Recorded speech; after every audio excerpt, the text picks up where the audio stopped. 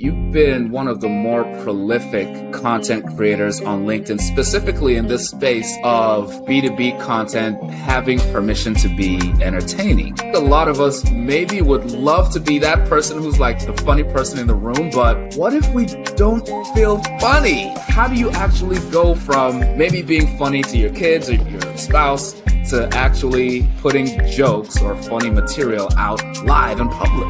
Yeah, for me, that's a trait I've learned over time, but anyone can learn it. You just need to understand it. Like, one way I do that is you can follow like a Joe Rogan or any of the comedians, and especially the ones that are talking about what the process looks like. Those I examine very closely. But it doesn't always have to be humor. It could be slight sarcasm. When I say like B2B doesn't have to be boring, humor's great, but there's other places where you can be just more personable. If you're on TikTok, you can just look at comedy skits and learn from those. One of the videos I did was B2B Fear Factor. It's based on Fear Factor just because I saw someone else on TikTok makes a skit about fear. It was very easy to look at that and just my perception. It almost sounds like you're suggesting in order to refine my palate for something that's funny or entertaining, I need to be consuming more of that type of content.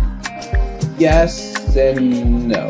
You really only need maybe 20 minutes a day. It just depends on what your feed is. You can cultivate a good feed, or you can look at specific things. Even on LinkedIn, you follow the right people. It's all about figuring out how to cultivate the things you want to look at, so you're not spending too much time on it.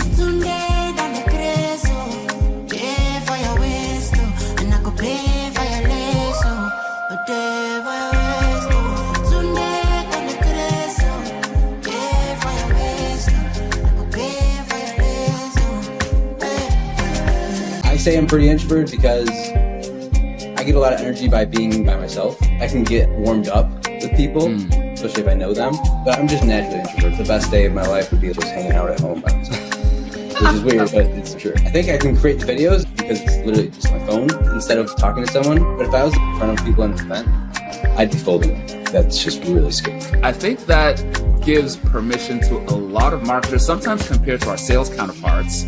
We don't necessarily seek out the face-to-face, the one-on-ones, or the one-to-many interactions as often. This whole concept of intentionally creating content in order to become better marketers. Do you feel like since you started creating all these videos on TikTok and LinkedIn, that's actually improved your marketing skills?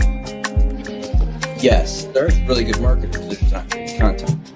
That said, if you take the same marketer, one's creating content, one's not. The one creating content will be better because we'll be learning faster. There's a lot of things I'll do to test within marketing that I can justify the time even more so because I can create the content. So I think marketers are innovating faster when they're creating content because they're learning, they're getting feedback from people. You can use that as a marketer to innovate the marketing.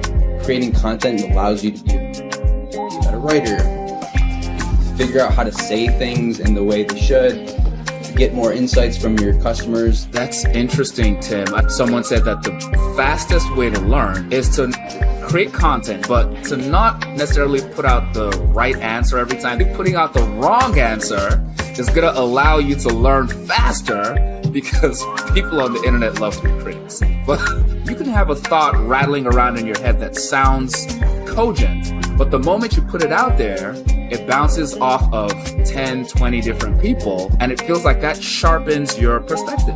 Yeah, 100%. I also think people just love to be right. So if you put something out that's wrong, people will correct it. It doesn't even have to be creating content per se. Even just comments on LinkedIn are very interesting because if you say something, then it's the first one that everyone sees, you'll get feedback on that too. If you start seeing a comment that everyone likes, you go, okay, maybe there's something there. Or you get comments on the comment about things that are different or, oh, that's wrong. You can learn from that too.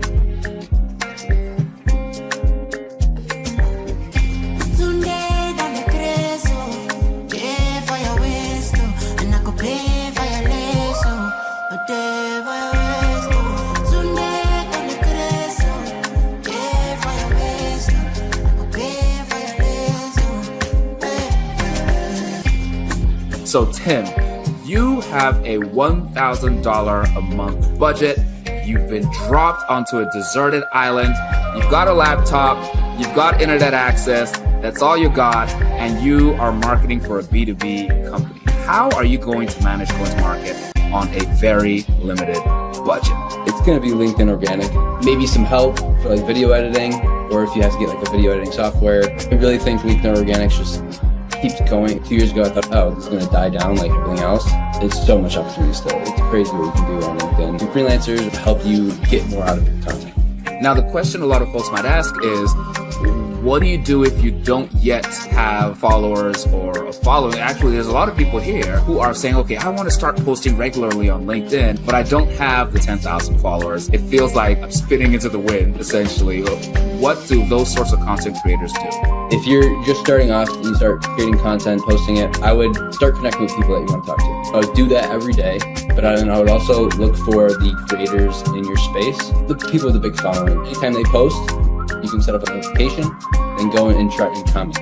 Do that every day and you'll start getting a lot more views in comments. You'll start getting feedback on those comments and you can use those for content. Those connections also help because you end up getting followers from those connections if they connect with you. There's just so much opportunity in those two spots of comments and just connecting with your buyers.